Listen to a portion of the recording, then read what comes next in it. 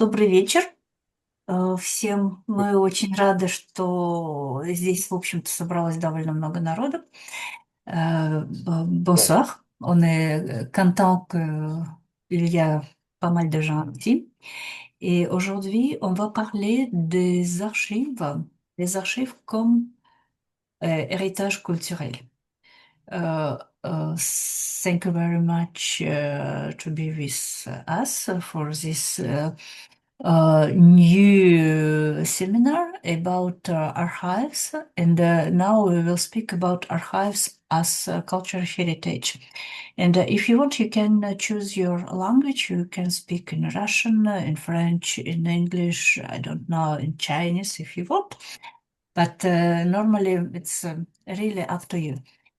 And I think we can start with Tatiana, and we will have the really pleasure to listening about the heritage in Almaty, in Tselinny.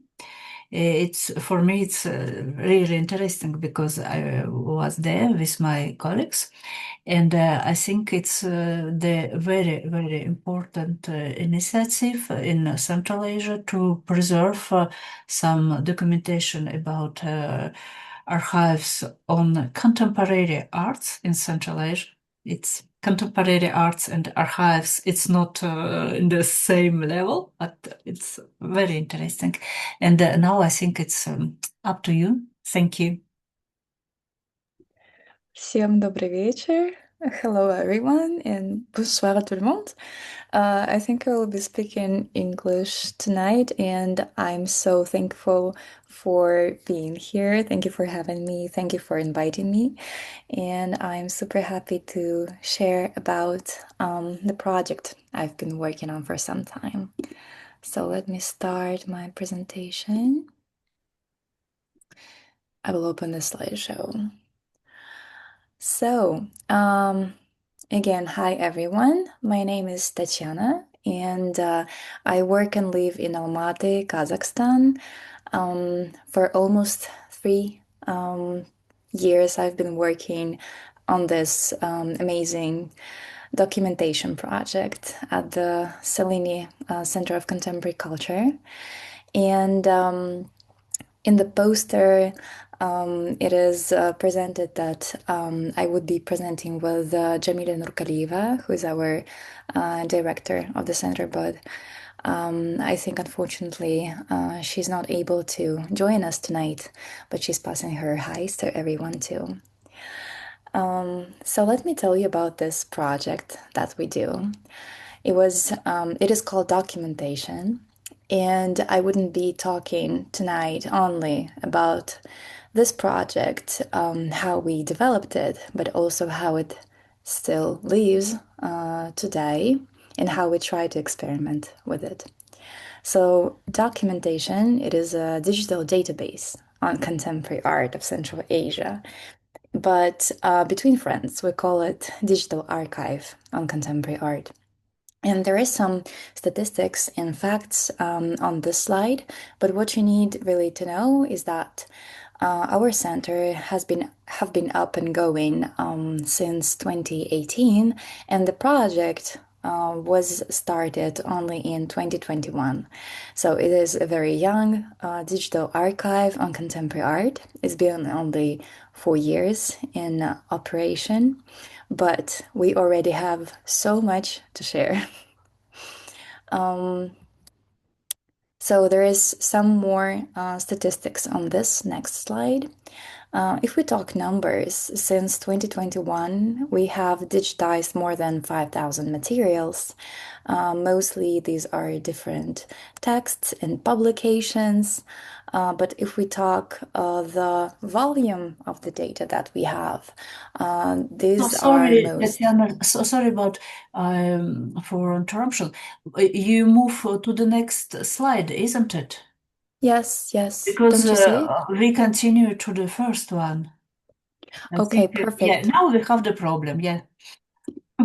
No, it's okay. Thank you for telling me. Let's try again. Yeah, Okay, hopefully. what about There's the first one. Now it's okay, perfect. Yeah. It's good now. Thank you. Sorry. Amazing. No, no, it's thanks to you. Okay, so I will come back to the previous slide so that you can read a bit about it. So yeah, the project was started in 2021, and since then we've created a couple of digital collections. Some of them are collections of digital-born art, some of them are collections of the art that we digitized and scanned. And if we talk about our archive, our biggest goal and mission is to make it open public, to make it accessible and available for researchers, for artists, because as we well know, the 90s and 2000s in Central Asia have been really rich on contemporary art and on experiments, performances, installations, video art. But unfortunately, most of the materials on the experiments, they've been closed in the physical archives, in folders, in texts, in just papers, which you can go and find if you know the right person and you have the number to call. So, yeah, we've been digitizing all of that.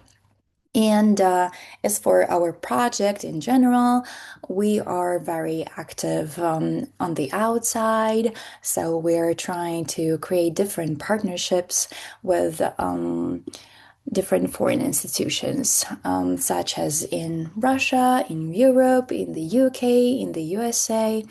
And there are some of our partners listed on the slide too.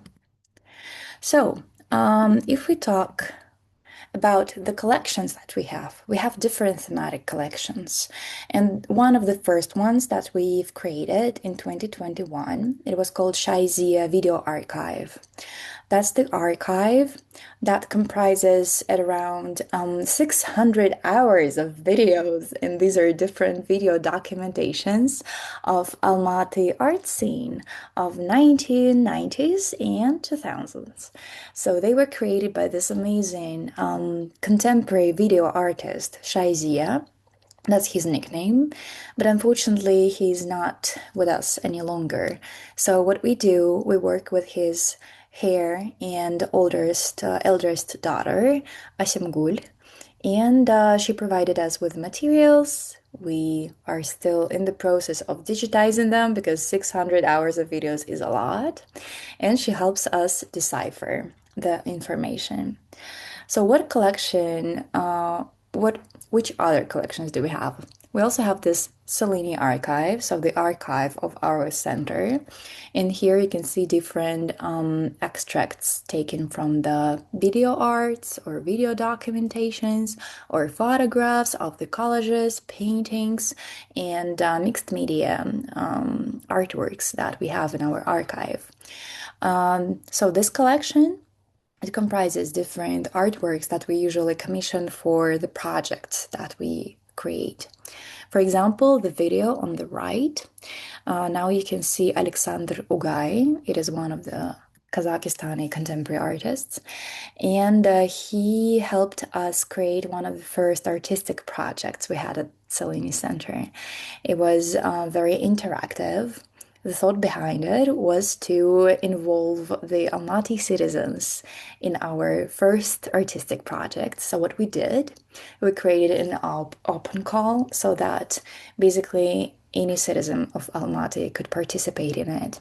And we've chosen our participants, we've handed them out film cameras, the one-time film cameras that you usually use, then you develop the film and they're no longer in use. So we had at around 50 of those cameras, and we asked the citizens to depict everything they thought was important to them and to their life.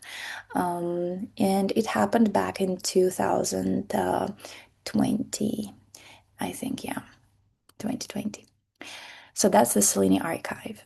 Oh yeah, and about the film photographs, we're going to develop them in 30 years. So in 30 years, we will see what was the most important to the Almaty citizens back then.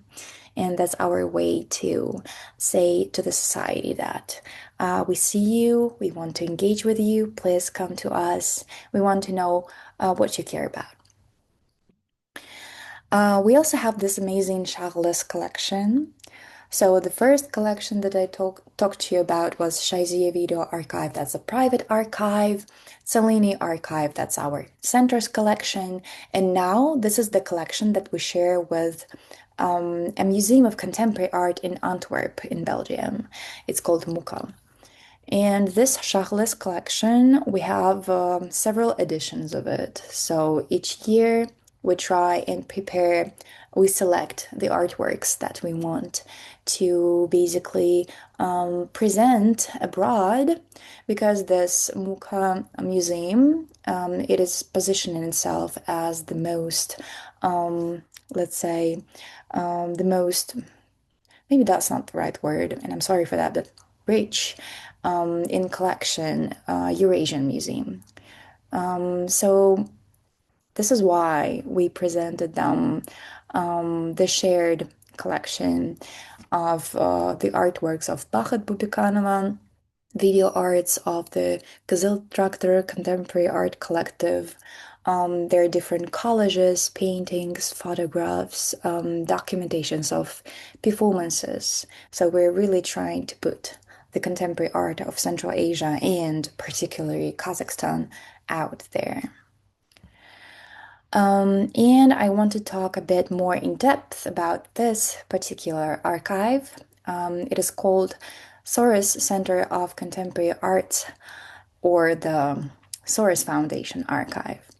So as you can browse through the slide, it says that the Soros Foundation, it is, as you well know, one of the biggest foundations supporting contemporary art worldwide, and it existed in Kazakhstan as well for about 10, 12 years.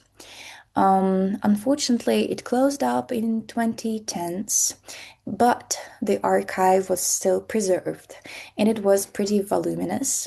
It comprised different materials, different publications, biographies, some posters, invitation cards, postcards, and photographs of the artworks of contemporary Kazakhstani artists. And it was preserved, and now it is stored at the Kostyev State Fine Arts Museum in Almaty. So this is exactly the archive that, if you don't know it exists, you will never know it is actually out there. And it was also one of the first collections that we created. As you can tell, it says that we digitized it fully in 2021, 2025. So really it took us 4 years to digitize it.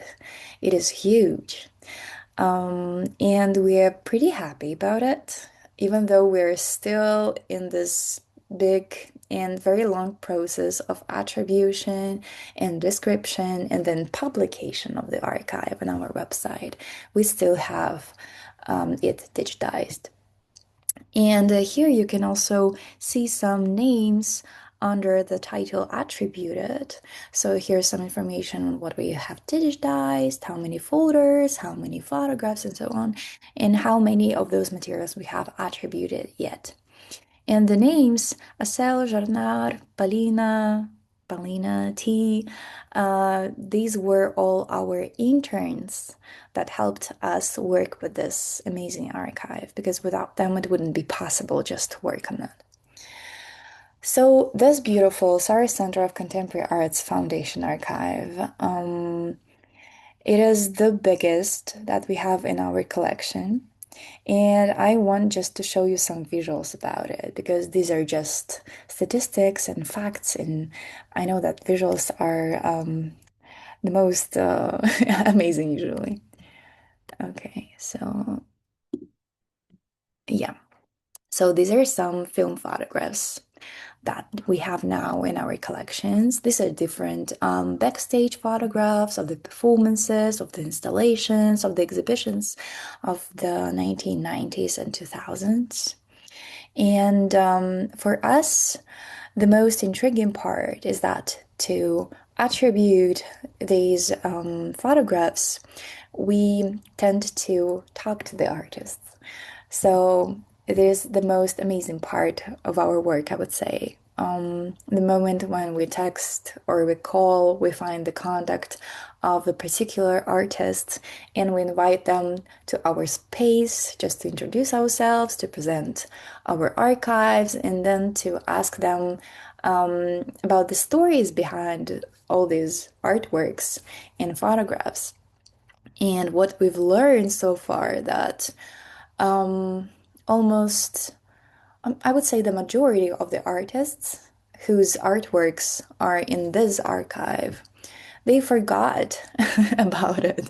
Like they forgot that actually the archive existed. So even the people whose artworks were included into the archive couldn't possibly just share that, yes, of course, I have a photograph of this backstage, it was made by this photograph who worked for the Contemporary Center of Contemporary Art of SARS Foundation. No, it could never happen.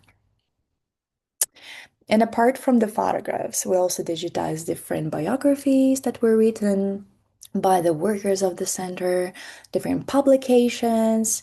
Most of them are, by the way, in Russian. Some of them are in English, German, Italian, French, and a very small part in Kazakh. Different imaging and different exhibition materials, just like I told you, posters, invitations, brochures, postcards, and so on. And I also want to share with you some of the details how the digitization of this particular archive happened.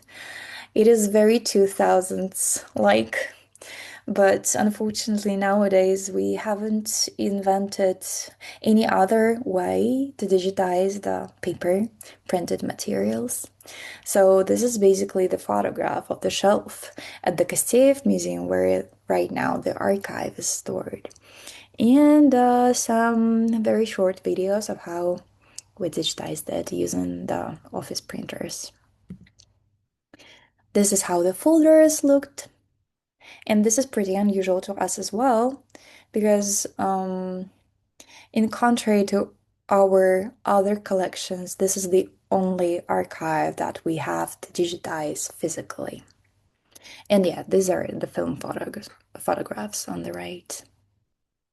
Okay, and so after all this whole process of digitization, we come to the attribution. Here's the screenshot of our huge Excel. There are at around 50 columns, but I cannot show you all them at once because the Excel is so big.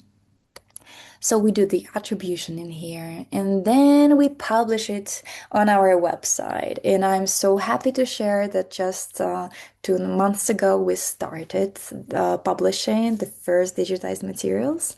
And at the end of the presentation, I will share the link to the website with you. So just go and check it out. And here's the description of our first starting to be published archive, the one the Source Foundation created. So, probably you're wondering, like the poster said she would be talking about the exhibition. Well, here I start. It was very important for me to present you with what we do in the archive because the whole idea behind the exhibition of our project was to showcase, of course, only 1% of what we have already digitized, but for us, I would say this is the whole idea of the mission, the whole goal of what we do is to make the archive public. We don't want the archive to be this physical archive in folders hidden somewhere at a museum, but we want it to be known. We want people to see it, to be able to analyze it, read it, criticize it, maybe to be inspired by it. So here I go. On the right, by the way, you can see the photo of our building. And I'm sorry, I'm so excited about it because it looks just like the one on the renders. We opened our building only in September, and we've been waiting for this moment since 2018. So for us, it is pretty exciting. And on the left, this is just one of the photographs of the exhibition that I will share a bit information about it with you. So here is the how the exhibition looks like. One of the parts. Uh, just after you enter, you have this description in three languages because we operate in three languages in Kazakh, English, and Russian.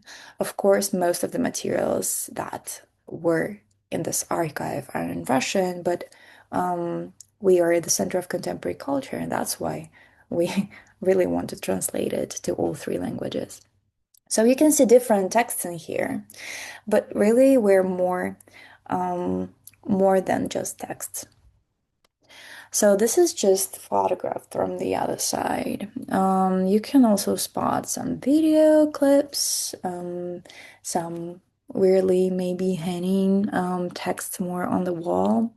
And I think I will not talk about all the exhibition and all the artworks and objects at this exhibition, but only about a few of them.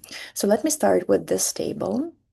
So this table, it showcases this selected series of the publications on contemporary art of 1990s and 2000s. It was a collective work, the selection, I mean, because it was initiated by our curator. Her name is Asel Rashidova. She invited our local regional curator and art critic Dildar Ramazan to really study the selected texts and to highlight the phrases that were the most intriguing or troubling, or the phrases that raised so many questions about why did people use such words to talk about the art back then. And you can also see a little screen here. It is also part of this work. This screen, it is a digital landing that presented different citations taken from the archived publications, and we translated them. And this digital landing, it was created by other contemporary Kazakhstani art designer and artist, Ardak Mukanova. So really, what we did here, we selected the archived publications on contemporary art of 2000s of Central Asia. And we invited the contemporary, let's say, thinkers to talk about them, to study them. So this was one of the experimental approaches that we tried to introduce in our exhibition, this link in between the past and the present. So this next artwork, this is a presentation of 4 biographies that were also made in 2000s. And on the right, you can see a small part of this like blackish thing. So what it is a headphone. What we decided to do with these texts. So the text on the right, it says Suleymenova. Suleymenova is a surname of another contemporary Kazakhstani artist, Saule Suleymenova. And we've been on really good terms with her, and we wanted her to actually know about this biography. So we invited her, and we interviewed her before the exhibition. During the interview, we read out loud this biography. And what do you think? She did not remember she actually created it. So this is also one of the outcomes of our work to remind the artists, the authors of maybe their forgotten artworks that they've created over than 20 years ago, that they depicted some parts of their lives back then. And it was so, so nice just to hear her talking about the scene that she depicted, about why she created her, and this was an autobiography, why she created her autobiography not about herself, but about the people she described in it. So it was very nice to listen to her stories about the friends that surrounded her back then, about her um, young, just emerging artistic life, about the choices she made and how she became an artist. It was very emotional. And so we decided to include parts of the interview into the exhibition as well. So this is a different experiment that we try to present here. We try to communicate how we can work with the archives here. We also have some parts with video arts and video documentations. And strangely enough, it's very well connected with the opening of a different museum, Almaty Museum of Arts, that opened just like at the same time with our exhibition, because then in the museum, their exhibition very well correlated with the documentation exhibition. So the video documentation of the exhibitions of 1990s that were presented here, they highlighted the interviews that were presented at this Almaty Museum of Arts. And that was really amazing. We did not do this on purpose, but this very well highlights how the archive work can interlink the knowledge on contemporary art altogether. This is just another photograph of our video art part of the exhibition. And here we also invited different Uzbek and Kyrgyz artists to present their works at our exhibition as well from the same time, so 2000s. And I want to share with you another way we try to interconnect this past and present of the archive and of our institution and region in general. So this is an artwork of Yerbosen Meldibekov. It is called Map of Genghis Khan, or The Heat of the Red Horse. And this is actually a reworked photo documentation of the original artwork that was presented for the first time in 2000s. So if I put it straight, it can be the third or the fourth, let's say, edition of this artwork. And it is really amazing that the curator who prepared this exhibition and whom we helped with studying the materials, she found the historical postcards and invitations to the exhibition where this artworks was presented for the first time. And it was very unusual to learn that for the first exhibition, Yerbosin actually presented the head of the horse itself, so in real. And only after that, he took the photographs of the artwork and then he started reworking the artwork only by using the photographs. And for our exhibition, he presented this beautiful collage that was another iteration of his artwork. So I've shared with you a couple of examples of how we work with different archival materials in public programming at exhibitions, but that's not the only way that we activate the archive. So this February, I believe it was February, yeah, the end of the February, we initiated this project. It's called Open Archive. And here you can see that it says Open Archive Marat Sagit. So Marat Sagit is the person you see on the left. It is one of the Kazakhstani contemporary artists.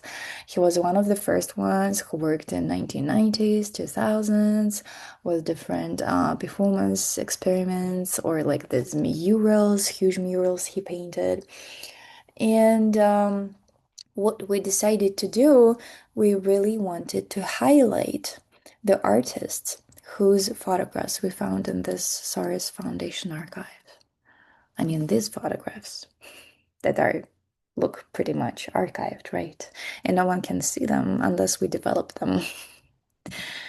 So this is why we started to invite artists to our space for them to tell stories about a couple of their artworks that we digitized from the archive. So Marat was the first one, and at the end of this month there will be the second edition, and we will do one open archive per season from now on. And as for Marat Sagit, he told us a story about this piece. This is the big mural called Singing People he made in 1995. And this is exactly the picture that we received after digitizing this Soros Foundation archive, the huge archive. And he told us the story that, okay, this is Singing People, but you know what? This is only a part of the work. And he did not have any materials on the second part. He told us it was actually lost, so he didn't go really in details about it. Okay, so we completed the attribution, we prepared this part for the publication, and then we go, okay, Marat, so maybe do you want your personal digital collection at Tselinny? Do you like we can do that? Let's create one.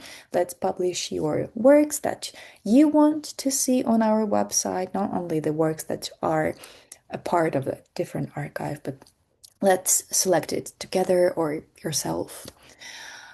So he agreed, and he passed us this small album, a couple of them really, but very small, with some photographs. He did not remember the photographs that were in these albums. And surprisingly, to him and to us, we found two photographs of a different part of the same artwork. And this was a shocking story. We were just, I don't know, we were so happy, like really happy, because this was exactly the second part that Marat told us was lost. So we invited him again. We showed him these photographs. And he shared that actually the second part of the Singing People, it was stolen by his friend at the time, a different contemporary artist, and it was burned as an act of a performance. And here is what he also told our guests when we held our open archive series. And this is just wonderful. Like this is the perfect example of why we do this whole archival work, why we go and like skim through the folders and then digitize paper by paper. Because this is the moment when the institutional archives that we just happen to find, they interconnect with the personal archives that the artist, the author themselves, they trust us on digitizing and working with. And this is how we recover the memory, the cultural and collective memory that is lost in times, but never actually lost, you know, at the end, like totally. There are still some pieces of memory in there, still some pieces of histories that we managed to find as it happens. So yeah, I think that this is the idea that I want you all to to be having tonight after my presentation, that it is always possible to find some pieces of memory still in there. Like it's never lost totally. It's never forgotten totally. It's always possible to recover something, to bring people together, to learn about it, study it, be inspired by it, question it, start discussions. And it is, if it's possible with archives, with this dusty notion of an archive, then it's possible with our everyday life too. So I think that that's all for me. And yeah, so this is the link to the documentation archive, our published webpage. Please just go check it out. There's just a few materials, but still, we are going to upload more and more. And once again, thank you for having me here. I was so happy to present it to you. Thank you very much, Tatiana. It was absolutely fantastic, very, very interesting.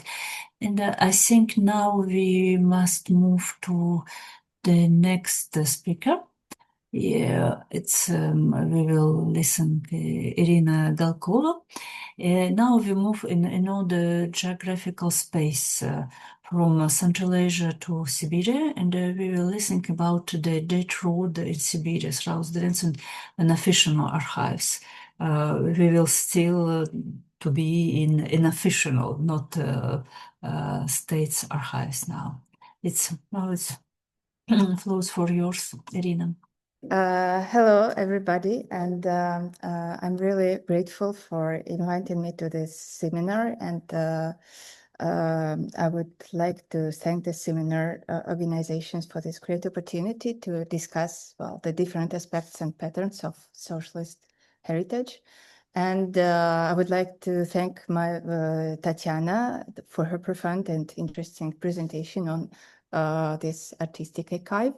And my report will concern a bit different field, though in the center of my reflection will be also an online database, which was conceived as a meeting area for archivists, travelers to the north, and researchers. So it's a bit similar topic, though it a bit on a bit another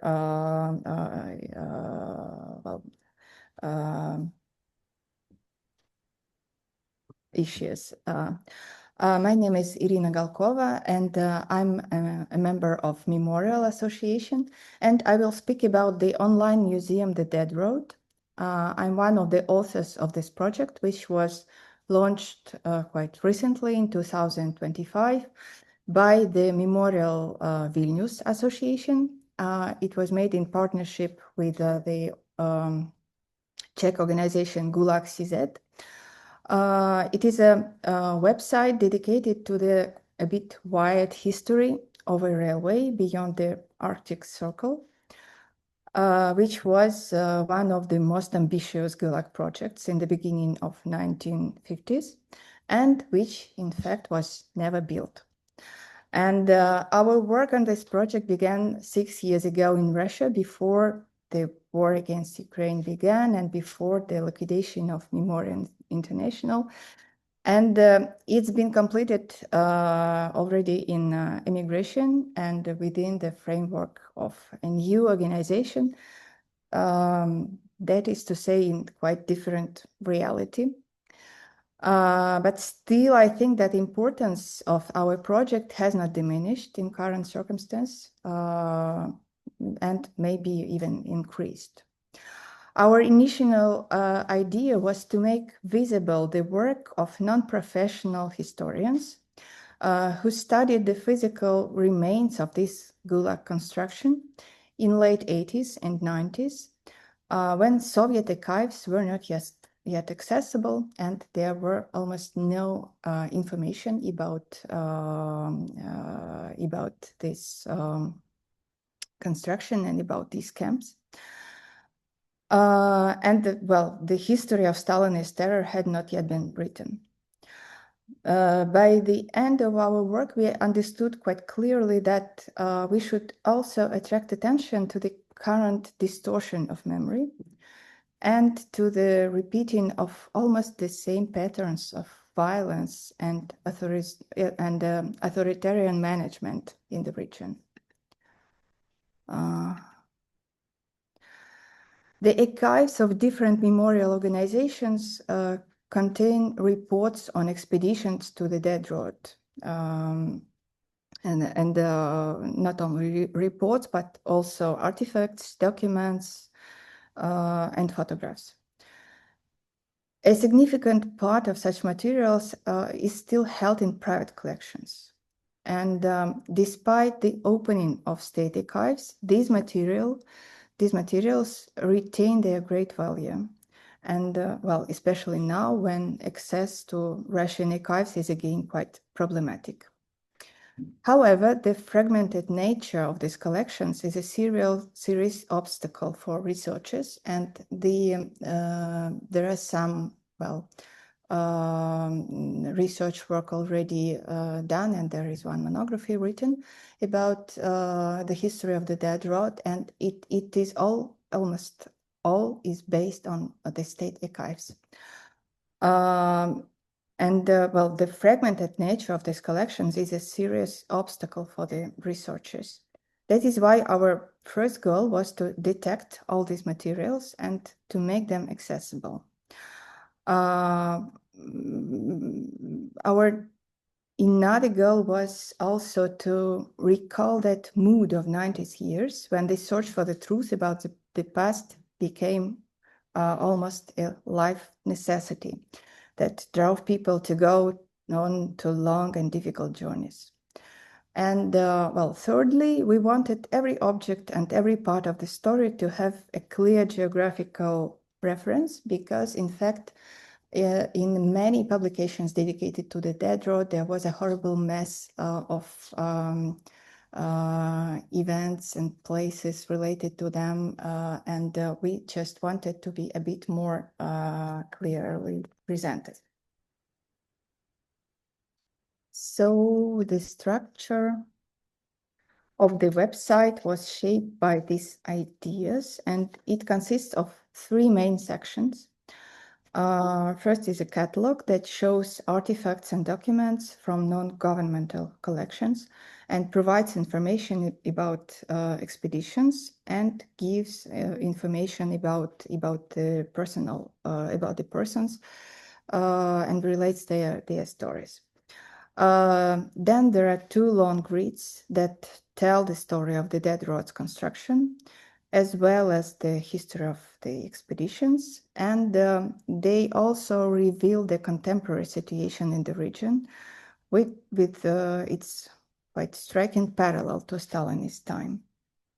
Then there is an interactive map that shows the main stages of construction and provides geographical references for all materials in the catalog. I will go into a bit more detail about the history and materials. The Dead Road, well, I will give just some basic information about the road itself. The Dead Road is one of the most striking, famous stories of Stalin's Gulag, though it was not the most cruel part of the Gulag history, but it reveals the whole senselessness of the economy based on orders and forced labor. The idea of building a railway beyond the Arctic Circle emerged in Soviet Union shortly after World War II, and Stalin personally signed the order to begin the work at the end of 1946.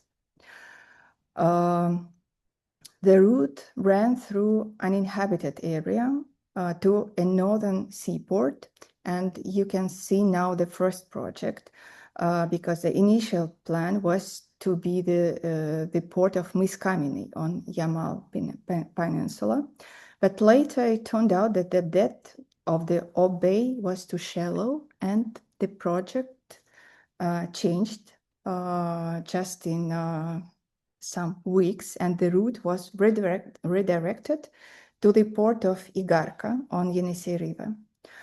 The project was top secret. Apparently, the railway was to serve military purposes, though there is no any document clearly describing the purpose of the of this road. But it is known that economically it was not expected to be profitable. But the costs of construction, even with the use of this free labor of prisoners, turned out to be just catastrophic for the economic of the country. At the same time, the quality of the road was very poor because it was built in a great hurry without analyzing the permafrost conditions, which caused, well, a lot of problems. And many sections after just few months needed to be repaired. As a result, after Stalin's death in 1953, the project, only half completed, was stopped. And of the planned almost 1,500 kilometers, only a small westerly section from Chum station to Labitnangi, which you can see on your left, became operational. And almost 700 kilometers of the already built road were abandoned. And you can see here the sections of the exactly dead road. And not only the road itself was abandoned, but also the camps where the builders lived. They were also left behind. The camp buildings, along with tools, with prisoners' belongings and camp documents, remained untouched for the decades. The road, even after it was abandoned, remained secret, and anyone who happened to learn something about these, well, ghost settlements in the taiga could not find any information about it.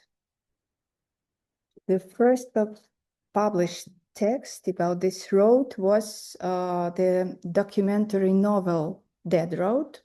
It was written by a geologist, Alexandre Pabozhi, a member of the expedition that mapped the route of the railway in late 40s, in the beginning of 50s.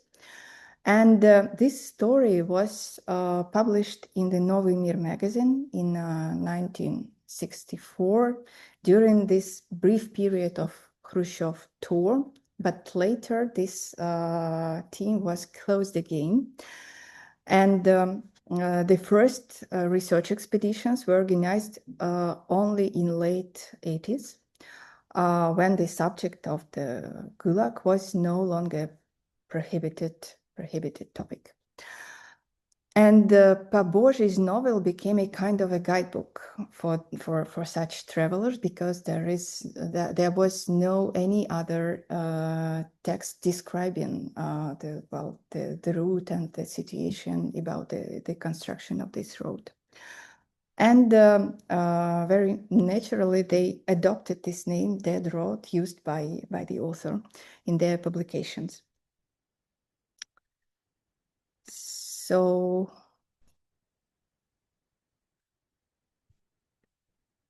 well, there were two abandoned parts of the road, the western section from Salihard to Nadim, and the eastern section from Yermakova station to the Bludne River on the West Siberian plain. Since 1987, both sections had been explored by dozens of independent expeditions. And well, the purposes of the trips were different. Sometimes explorers were driven by simple curiosity, sometimes by an interest in railway history, but often there were people who wanted to learn something about the Gulag camps and the life of prisoners. And it was the very moment of the creation of Memorial Society, and that is why it is difficult to say that these expeditions were organized by Memorial. It was just, they just were organized at the same time with emerging of this Memorial Society. Very often, these expeditions were just the beginning of local societies. That was the case, for example, of Krasnoyarsk Memorial. And that is why lots of materials of these expeditions, they were given to the archives of different organizations of memorial. 5 such expeditions were organized by biologist Alexander Vologodsky with the support of Moscow Memorial. These were annual trips from 1987 to 1991.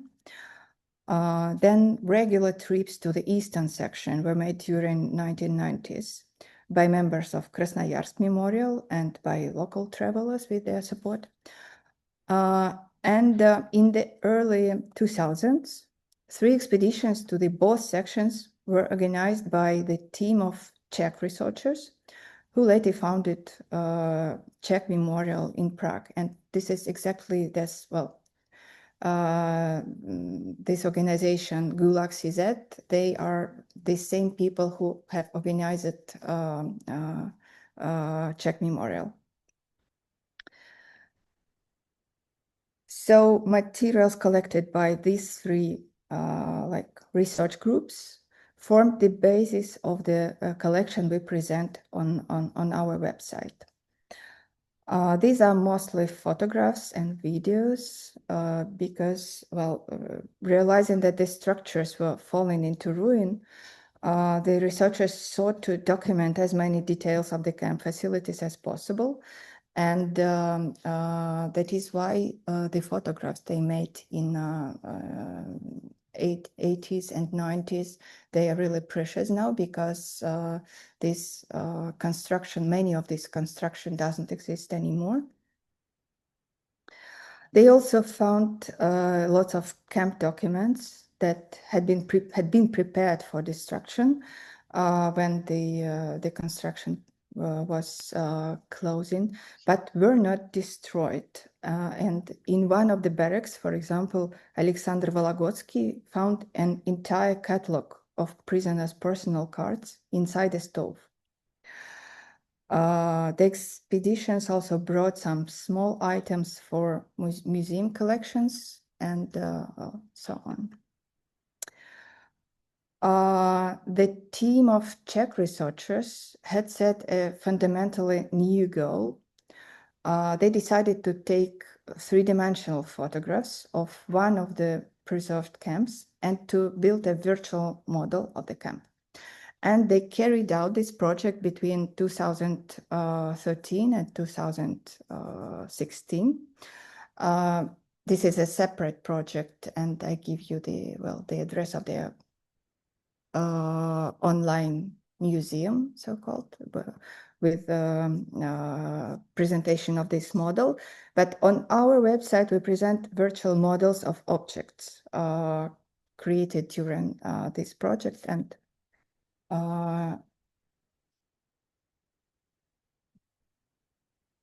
which can be used separately from this model.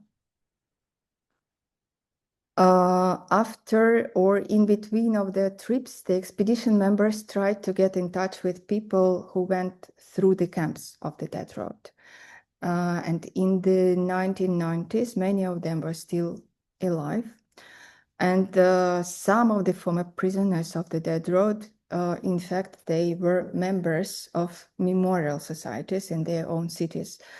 So Alexander Snovsky and Savely Lapitsky were members of St. Petersburg Memorial, Valentina Yevleva and Zoya Marchenko in Moscow Memorial, Irina Alfyorova and Walter Ruge.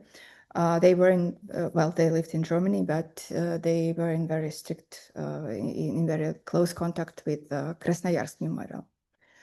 And there were recorded, quite a big number of interviews, and there was gathered a large collection of memoirs, photographs, and documents from the family archives of former prisoners. And which was also very important. This contact and communication with survived witnesses often helped in planning trips, and it has altered the such tragedy itself, because the ghost town became a place linked to concrete persons and to their fates. And when we were working on our project, we wanted to preserve this connection between different times and different people. The gallery, oops.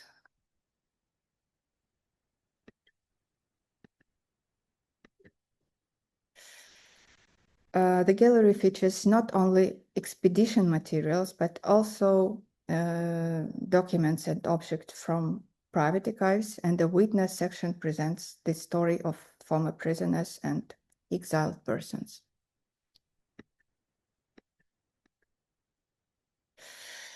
Then we felt it was very important in telling the history of this place to extend the narrative to the present day, because the current problems of the region, the region is Komi Republic and a part of Krasnoyarsk region. They seem to be connected to its Soviet period, in fact.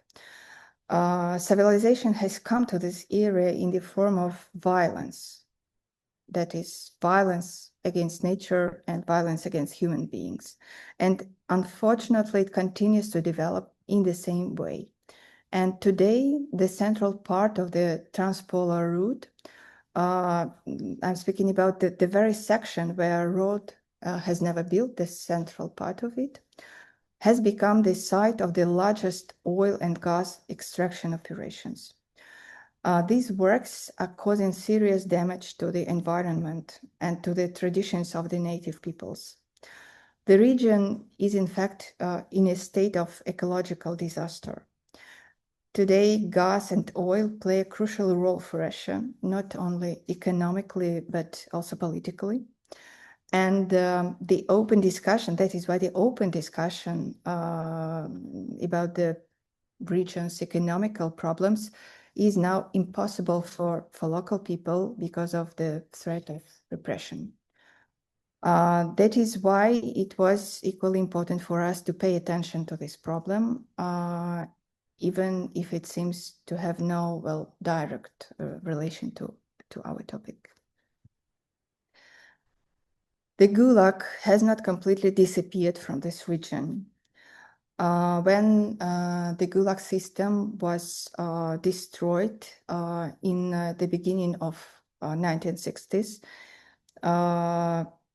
several strict regime colonies for so-called dangerous criminals were established there on the western, on the very western part of the transpolar route, near the station of Labытнанги and Подгорная, which is now called Harp. This is the only part of the road which functions until now. And these colonies are still in operation today, and they are known as torture zones. One of them, Polar Wolf in Harp, that has, it has that notorious reputation of the place where Alexei Navalny was killed. Oleg Sentsov, a Ukrainian former political prisoner, spent several years in another colony, White Bear in Labытнанги. And currently we have information about at least 2 political prisoners who are in another colony in Harp, the Polar Owl colony. They are Bahrom Khamroev and Azat Mikhtakhov. And their situation is a matter of great concern.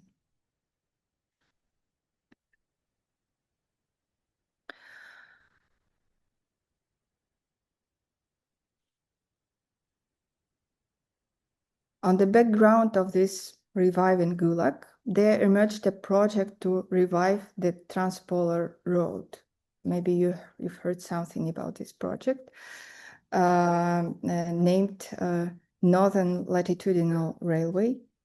It's curated by government, and it has been developed since early 2000s. Certain sections of the railway have already been renovated, and well, new stations and bridges have been built. Though, of course, well, it's not yet clear if it will be realized or no, because it's really something very, very huge. But well, with the only thing that we know about this project is that all modifications to the project are made on direct orders of Vladimir Putin. What is striking is the obvious copying of Stalin's actions, accompanied by very weak attempts to justify them economically. Well, that was about the Northern Latitudinal Railway. I'm sorry.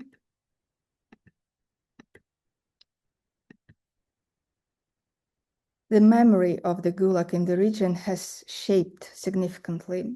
There are two local museums, the Szymanowski Museum in Salihard and the Permafrost Museum in Igarka, that have been collected the information on the history of the dead road since 1990s.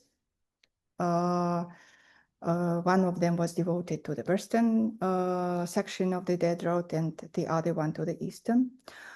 But now, if we look at their websites, there are no mention of the Gulag topic at all. And well, from here, it is difficult to say what's happening to their museum expositions. And but well, we can be sure that they are altered somehow. And at the same time, there is this local tendency to present the places associated with the dead road as dark tourism locations that make a strong emotional impression, but do not lead to the comprehension of history, trying rather to intimidate visitors than to tell them a story. Since 2022, Szymanowski Museum is working on creation on a new open-air museum in a former camp near Gluhariny railway junction, not far from Nadim. And this recreation of a Gulag camp looks at least strange in the context of these polar wolf and polar owl colonies in the nearby. In the official reports of the museum, there is no even slightest attempt to explain what kind of memory they want to preserve and what message they intend to address to the visitors. They are speaking always just about reconstruction of the buildings, of the fence, of barbed wires, and etc.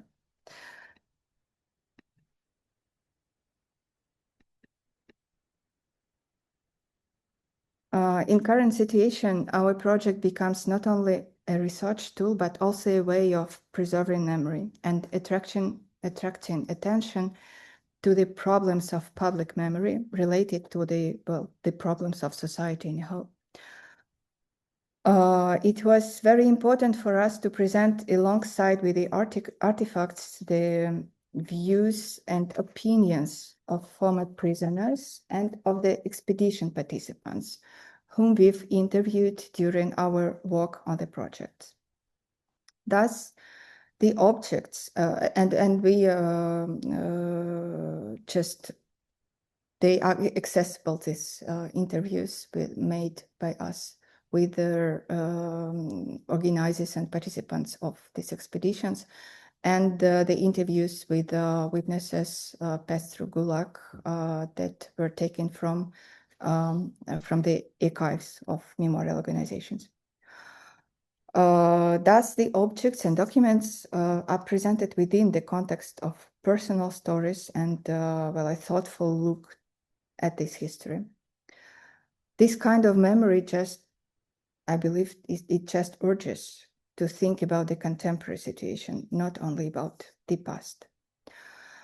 And well, we wanted to address our project, first of all, to students and to journalists writing about this history of the Dead Road, providing them with the sources, with bibliography, and with a brief overview of the topic across all the time periods. Well, unfortunately, I have to say some words about the current situation, which is a bit problematic. Well, because due to this status of an extremist organization that Memorial has got in Russia just several weeks ago, we had to suspend adding item to the catalog and to remove those items that are stored in private collections, so as not to endanger people in Russia. Besides, our initial idea was that we wanted the website to serve as a platform for communication among journalists and historians writing about the Dead Road. And we wanted to be not just the catalog of materials, but also the catalog of publications based on these materials. And unfortunately, this idea cannot be realized at the moment. But however, we do not intend to shut down the site. This is the situation for the most of the Memorial's online projects, because well, we had to close most of our archive sites and informational sites so as not to put people related to Memorial in danger. But happily, our project was realized already in this new situation. That is why it is quite safe and we can keep it. And we still can show these materials, and we will continue updating it.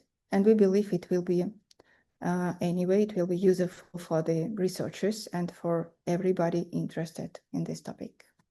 Well, thank you very much for your attention. Thanks to you, dear Irina.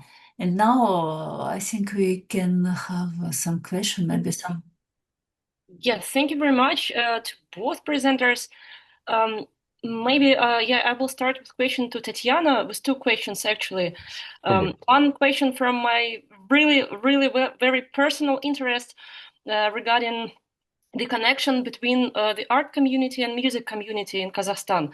So are there any sources, since I'm studying Soviet rock music heritage and I hopefully will go to Kazakhstan maybe next year, not this year, but next year. I'm trying also to find some places where I can find sources. And I'm interested in the participating of Viktor Tsoi in local Kazakh community, and some also interactions with rock musicians from not only from Kazakhstan, but from other Soviet republics. In the very end of the Soviet Union, very late Soviet time, and afterwards as well. So do you have any sources? And the second question, maybe rather expectable. Are you trying, or do you, I don't know, apply, or do you try to reflect these sources in, I don't know, decolonial perspective? So do you ask the questions regarding the boundaries, the identities, and post-Soviet, with very criticism to the very notion of post-Soviet identities through the 30 plus years after the collapse of the Soviet Union? Thank you for the amazing questions. And when you're in Almaty, please just text me, email me, and I will put you in touch with the colleagues or just with someone from the scene. Yeah, just to help you out. Sure, no worries. Yeah, so the first question about the history of music, this is a very nice question. Unfortunately, we do not have like any archival materials at Tselinny. I'm pretty sure there are some independent researchers who work on these topics, but I would say that the popular music of Kazakhstan of the Soviet times, let's say, it's very much connected with the underground art scene, and I could hear a lot of contemporary artists who are now maybe in their 50s or 60s talk about them creating different music pieces and playing together and doing some different performances. But yeah, I don't believe that we do the research on this project particularly because at Cellini we work more with the contemporary music, and this is not the promotion minute, but it's just like coming very into this topic. But right now, for example, we're holding this Triennale of Sounding Arts, and this is how we support the contemporary, like the emerging artists of not only the Central Asia, but of the Asia in a bigger sense. Yeah, so we're having different performances, artistic experiments, music experiments. So yeah, I would say that we work mostly with contemporary artists. But if you're once again in Almaty, we can search for the researchers who do these topics. And I forgot the second question, Yeah, the sorry. second question was about not framing, maybe it's not the good word, but the different perspective, like post-colonial, decolonial perspective, to reflect the transformation, or I don't know, the thinking about the identities in late Soviet time and post-Soviet time, taking into account the complexity of the post-Soviet times, yeah, in this context as well. Oh yeah, this is perfect. Thank you. So yeah, I would say that the whole public programming on the Cellini Center is basically about decolonization. And so I've joined Cellini at about 3 years ago, and I came here just right after this laboratory that we had in summer of 2023. It was called the maybe it was even a seminar, yeah, with different laboratories called the Rethinking the Post-Soviet. And we talked a lot about how to decolonize memory and history. And this was very nice because these were not just the lectures that me as a participant I could hear people talking to, but these were different series of how to say round tables, discussions, and the not only the Kazakhstani artists but also Ukrainian artists. They just came in, we invited them, and they shared their research topics on what the Soviet is, what the post-Soviet is for them, for us. Are we still in post-Soviet, or is it the meta post-Soviet world, or maybe we're still in the Soviet state? So I remember we did not quite go far away from these questions. We did not create any new answers, but I believe that this process of talking, rethinking, of maybe inviting different academicians, researchers, artists, just presenting their work on this topic is the most valuable thing. So I would say that our whole public programming thing, including this Triennale of Sounding Arts, is also about decolonization. And the exhibition and the Open Archive series I shared today, it is also about decolonization, just not using this exact word, because this SARS blah blah blah Center Contemporary Archive, it was created right after the collapse of the Soviet Union, but it used exactly the same perspective on the artists because exactly the workers of the SARS Foundation, they were the authors of materials, and the artists, they were asked to bring some materials to the archive, but never to actually contribute or create an artwork for the archive itself. So it was this maybe colonizing moment When of course, the Soros Foundation, they created different exhibitions where the artists presented, where they created their artworks. But if we talk about the archive, it was always like this from the side perspective. And by just digitizing the materials, talking about them, inviting the authors of the materials to share their memories, I believe this is our way of decolonizing the knowledge, because we bring back the voices to the authors. We don't just talk about them pretending that we know better, but we go straight to the source. And this is, to be honest, why we decided to put in the announcement of the presentation the word third place, because we very often use the notion of the third place when we would talk about our center. Because this is, I think this is some kind of a synonym for decolonization. It can be from a different perspective. Yeah, when we create this space of discussion and we invite basically not only the authors but also the guests to contribute to it. So yeah, I would say, I would say it.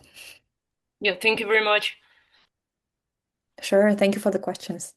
Yeah, and when the time comes, I will write you regarding I hope my future visit to Kazakhstan, because yeah, if it will be possible, yeah, to meet you on site, it would be really great. Yeah, thank you in advance. Of course, yeah. Thank you very much for this very interesting and bright presentation. And while listening to you, I just started to think that in fact, it should be the new form of storage of the art storage, instead of normal physical museum storage, because the huge part of contemporary art can't be stored in normal museum storage we used to. And so I just started to think that there should be the other similar project like yours. And do you feel like there exists a network of such archives? Are you in contact with them? Do you have some common projects, etc., etc.? Can you tell some words about this? Yeah, thank you for the question. This is a sort of a decolonizing question, I would say. Thank you. But yeah, just maybe talking briefly, the specification of Central Asian archival work is that the majority of the archives are private. And this doesn't mean that they are owned by private collectors, but they are created by the authors themselves. And this is just perfect, because the majority of the artists, they usually don't have the time or necessity to just structure everything, categorize the materials, but some of them, they do this meticulous work and they put it out there. Well, not all of them are digitized, of course, but you can always, if you're in touch with the contemporary artists, you can always get in a closer contact, asking for them to share what they know, what they want to share about the contemporary art too. And some of the initiatives are digital too. So there is this platform called Astral Nomads. It is made by Yulia Sorokina. She's one of the artists and curators of the contemporary art scene. She's very, I would say, known even from abroad, because she does these international projects and she does a lot of work on digitization, some of the archival materials on like specific contemporary artists of Kazakhstan. There's also this Eurasian Cultural Alliance. They created the platform called Kazart, and it showcases different Kazakhstani contemporary artists, their artworks. These are two major ones, but there are also like the archived older websites of the Soros Foundation included, by the way. There are different private archives with digitized videos, but they are never published, but they're always accessible if you are in the network. So, yeah. Well, actually, it's kind of a series of little questions, but they're all related. It's very interesting. Well, I find it really interesting the moment of your presentation when you say that these museums, these memory museums created by the locals, that I quote you that there's this feeling that they don't even they have not even had a slightest attempt to explain what memory they're trying to preserve, etc. So and at the same time you talk about this, the history of the place, in general, right? And the fact that it was the word also that you used, violence, like violence to the nature, violence to humans, and there's this bridge that you put, and I'm here with you, between this historical part, right, and what's happening now, right? And so can we talk about sort of identity search, finally, like local identity search, this place is this, and that's why we kind of there's no use in this definitions of what kind of memory I preserve. It's like all the memory I have finally is the memory of tortures, violence towards things and people, right? So this have you tried to talk about the fact that what part of the memory they try to preserve, etc., and how they define this memory? And also related to that as you said, that there were interviews. So interviews is always interesting. So now I believe that it's no longer possible to have interviews, especially about about the now, right? So this work has it stopped also, like interviews with people who like former prisoners. Are these interviews only with Gulag prisoners, or also with newer prisoners of the same places that still exist, etc.? So something about that. And last question is, you close the sites. So for research, it means that we need to contact you. Like, how now? What's the procedure to actually get to the information that is related to this project? So yeah, I don't know. I'm sorry. Thank you for questions. First of all, about local memory, the two museums I mentioned, they are, in fact, these are two state local museums, and the history of this Gulag construction was just part of their, the story they are speaking about. So it was not the only topic they concerned, what's happening now there, I cannot say because we are not there, and what we can just read and to see it is, they are just we have just publications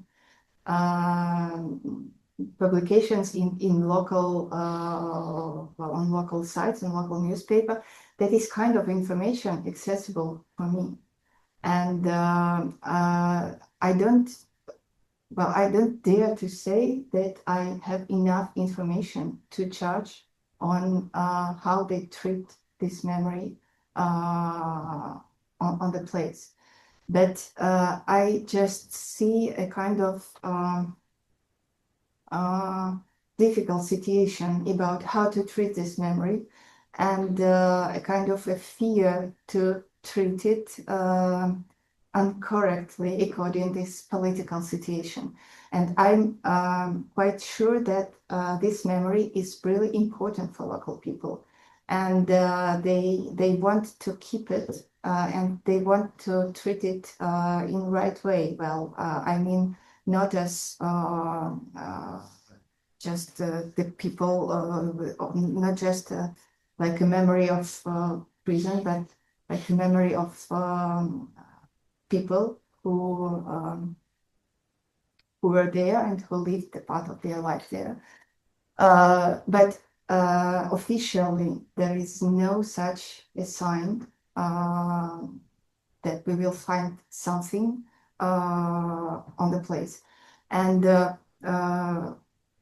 what is I wanted to say is, well, we have just a great question about how this memory will be preserved and how it will be treated.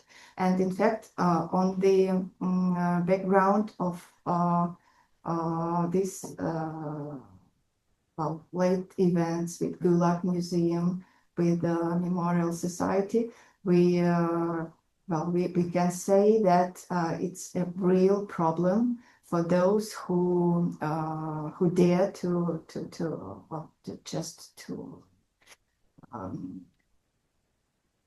take care about this topic. So we just have to wait to say something.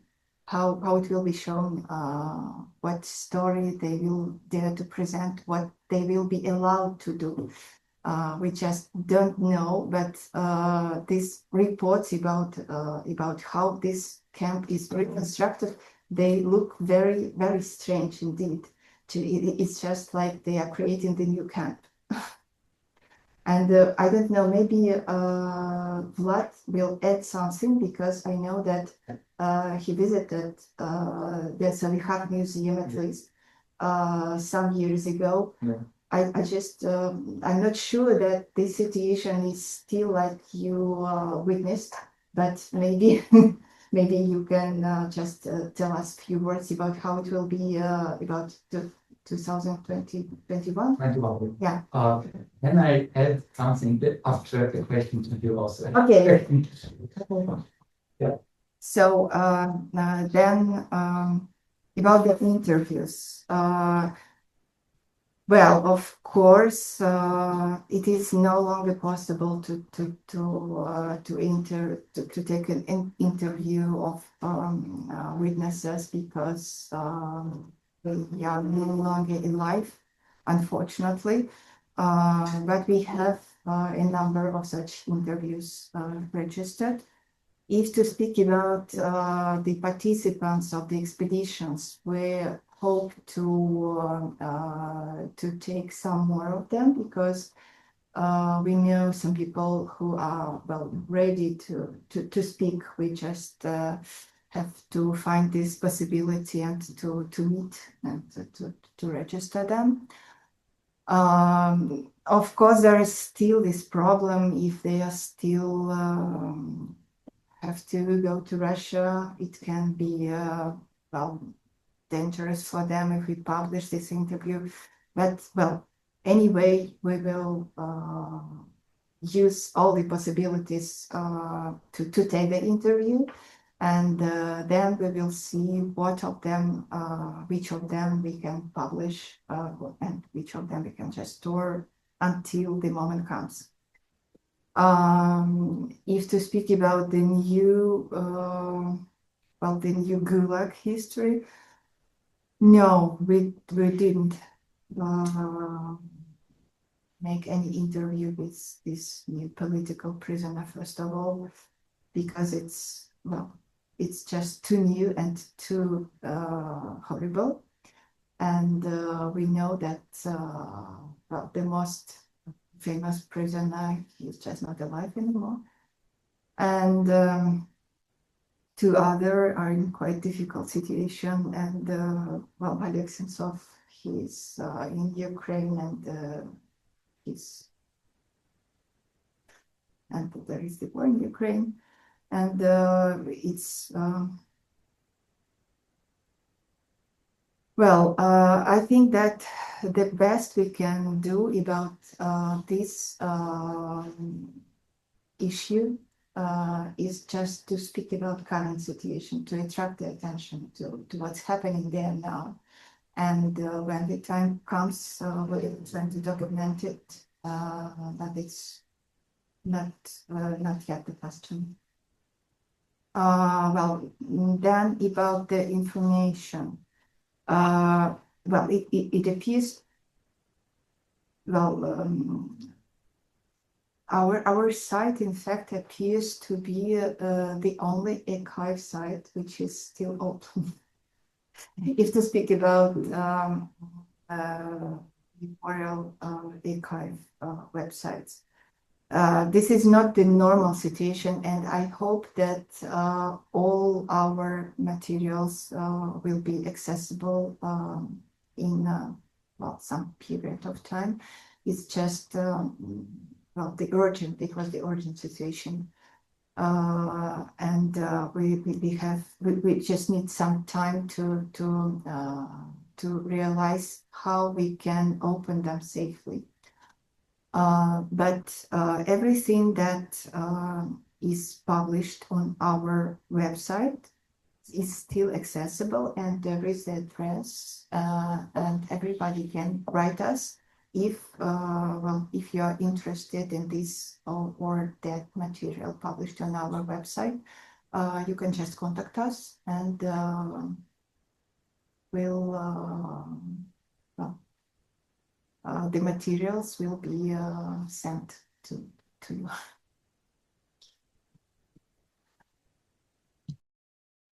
Yeah. Then, well,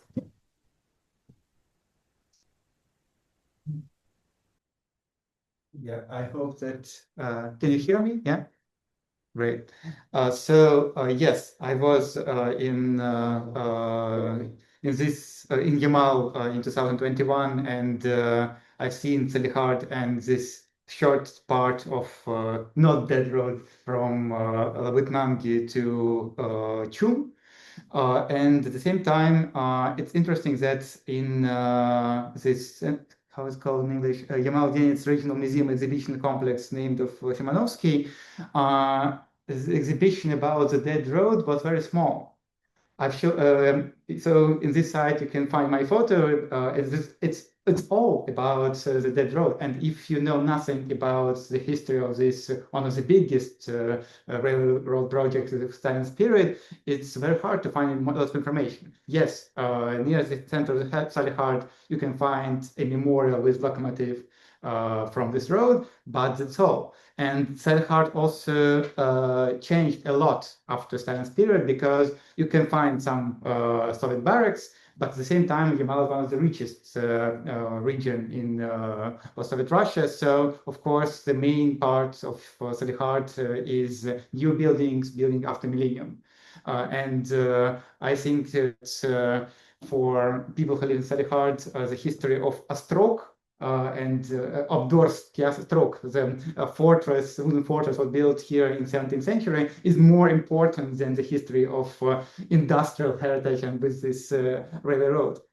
And at the same time, I have a question, maybe not a question for you, but maybe for Stepan, but you work together. So when I looked at bibliography of this site, I see State Archive of Russian Federation in Moscow, Central Museum of Railway Transport in St. Petersburg, but at the same time, this project was very big, and this road starts or ending, I don't know, in Common Republic, after that Yamal region, after that Krasnoyarsk region. Why when Gulag CZ had expedition this to the dead road, they didn't work in the archive, for example, in Syktyvkar or in Krasnoyarsk. or just it's impossible to find the materials, or what's happened with the archives of this dead road? Thank you. You mean the Gulag? Yeah, the yeah, Gulag archive? yeah. Okay. Well, I can say something about this, but not much because neither me, I didn't work in this archive, but it exists and it is conserved in Yaroslav. There are the archive of this northern the center of the railway construction. Yeah. And if to if to work seriously, if to write a book on this topic, of course, this is one of their first places to go to consult these documents. But well, I just wanted. I don't know, in fact, if Stepan Chernoushik is the head of this organization, who is partner of our project, and he is also the head of Czech Memorial Organization. And I don't know, in fact, if he was there in this archive because, well, it's his own research, and I know that he was this intention to write a book on the dead road, and but as far as I know, he still haven't done it. But if to speak about this, well, the possible field of materials on the dead road as a whole, our goal was to show non-governmental materials and their and their value, because in fact there is a great amount of them, and they show this story from a bit other angle, and there is a lot of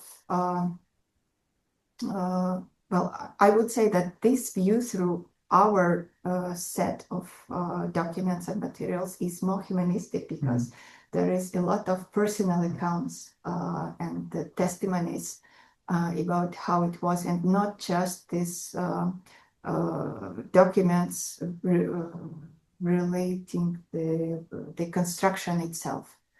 Of course, this is important to have the basic information about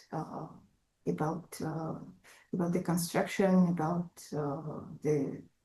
the sources, about the periods of construction, etc., etc. But to have the whole picture, well, our part is really very, very important. Thank you very much, Irina. I think we have another question from Tatiana, isn't it? Yes, thank you. Irina, thank you for your presentation.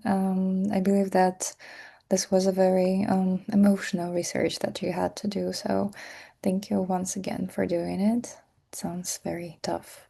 But I'm very curious about the interviews, and I'm curious to know what people did you have a chance to interview? Did you get a chance to get some maybe inside information? Did any of the workers of the camps maybe participate in it, like back in the times, or how did it happen? Can you please share a bit more? Well, if to speak about the set of interviews that we made with our team, these were just interviews with the participants of the expeditions, not camp workers. But well, if to speak about this Gulag period, we just don't have any living witness anymore, unfortunately, from any side. But still, I think this view of these researchers they were enthusiasts. But nobody of them was professional historian. They were just driven by the clear interest to the past, to this apparently closed and topic of Gulag, and to the interest of people's fates, destinies there, and we happened to take interview with Alexander Vologodsky, who was one of the first travelers. And of course, we show just a little part of this interview on the website, but if needed, we have it in integrity, several hours. And it is indeed very interesting to ask these people just why they decided to go there, and how they got this first information about this place, and what they have realized there at place already, and why did they repeated these journeys. And it was indeed very, very deep and very interesting conversation each time. We interviewed Alexander Vologodsky, then there was Tomasz Kiżny, it's a Polish photographer who visited lots of Gulag sites, and he has made 2 journeys to the Dead Road. Then there was Stepan Czernouszek, that's our Czech colleague, and they made 3 Gulag journeys, and their view is much closer to ours, and it was equally interesting just to compare the views of these travelers of different generations. Then there was our colleagues from Memorial Moscow, Oleg Orlov and Tatiana Kasatkina. And it was also interesting because we were speaking not only about this journey to the Dead Road, which was the first steps of their activism inside Memorial, but then they passed to not to historical work in Memorial, but to the human rights. And we were speaking a lot about these 2 areas of Memorial work, and how visiting Dead Road changed something in their opinion on their approach to the work with history and with contemporary issues. So that was the work we've done with the interviews, and I hope that we'll happen to make some more interviews, because we have some contacts with travelers who are not connected with Memorial, and it is equally really interesting to have these views from inside, and to catch this I don't know, this interest which is not professional, which is not connected just to our community, and we hope to get also this point of view, or maybe different points.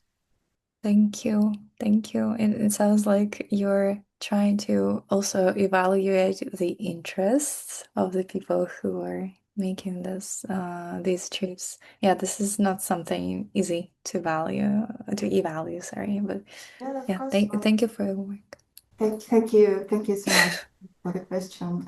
It's just the memory, how it works and how it looks, and all connected to it. Thank you.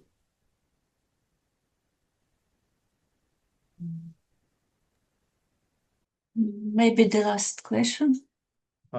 So thank you, and I have not one but two questions to both of our today's presenters.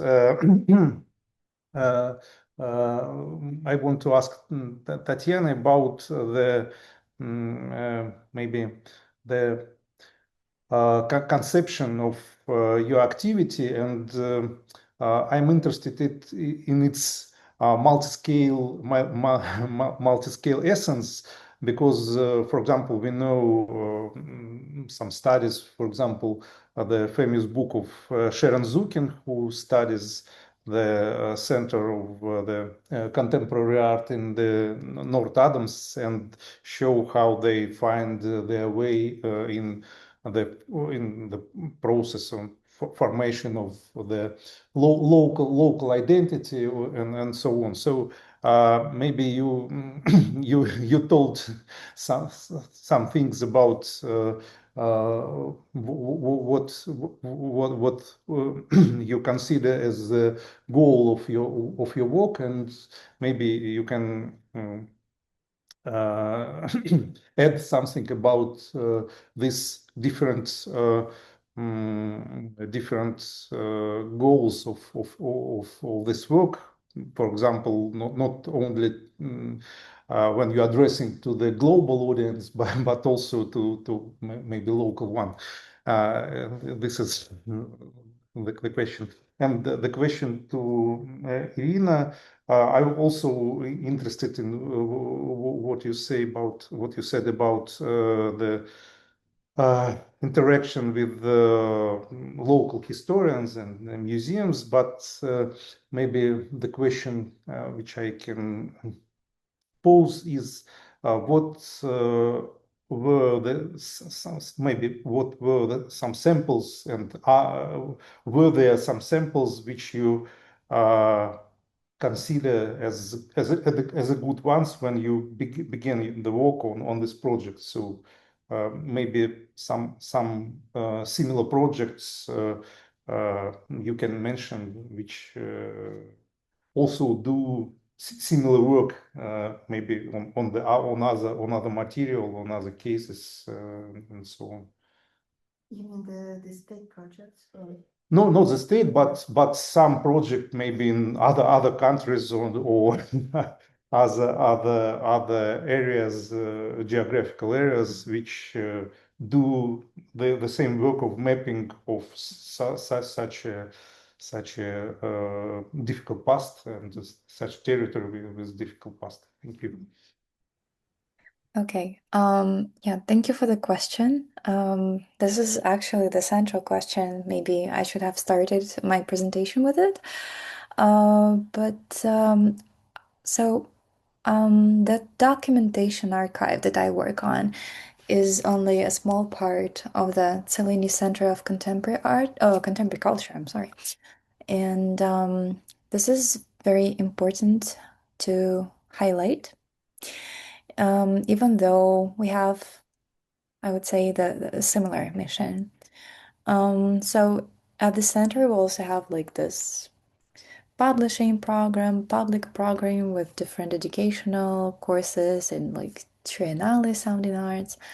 But all of them really, including my documentation project, they are made to recover the memory of the past, of the very recent past, to be honest, of the 90s and 2000s, and also to save everything that we are creating today and nowadays, because it is all very essential to the community. All of us, we very well know the traditions, or like maybe the Kazakh cuisine, or the Kazakh traditional music, or some cliches about how Kazakh people are very welcoming and open-hearted. But when we get to the topic of the culture, of the language, of the art, suddenly all these questions, they start to pop up, even though the art and cultural scene of Kazakhstan, it was very rich with the authors. and with the artworks and initiatives and so on. So really the big goal is to make this history visible because it is out there. And this is the main idea of our project. This is why we not only digitize and work as an archive when you can just email us stating your interest in your research topic and just come by, sit down with us and talk to us in live, in person. But it is also the very reason why we want to publish everything online. And it is an enormous volume of information. And if we also pay attention to the Kazakh legislations and new laws that come up after, including the war that Russia initiated, like there are some difficulties about it, but it's not stopping us. We're still wanting to publish everything online for the researchers, for the artists, for basically everyone that gets to find the link to our website. Because, well, the archive is good, but if you do this an accessible archive, the digital enough archive, then, not only the local, not only the Kazakh community, Central Asian community, but like the public abroad also learns about the contemporary culture and art and learns that the Kazakhstani artists of the 2000s, they were extremely provocative, and now it is the time for them to just to learn and study what they've already did and continue not the same provocative message, but the same valuable messages, to just make them, put them out there. Yeah. So this is all about memory. This is not just the loud words. Yeah. Thank you for the question. Thank you very much. Thank you very much for your beautiful, very interesting presentation. Thank you for a very interesting question and your response also, and hopefully we can see the next time.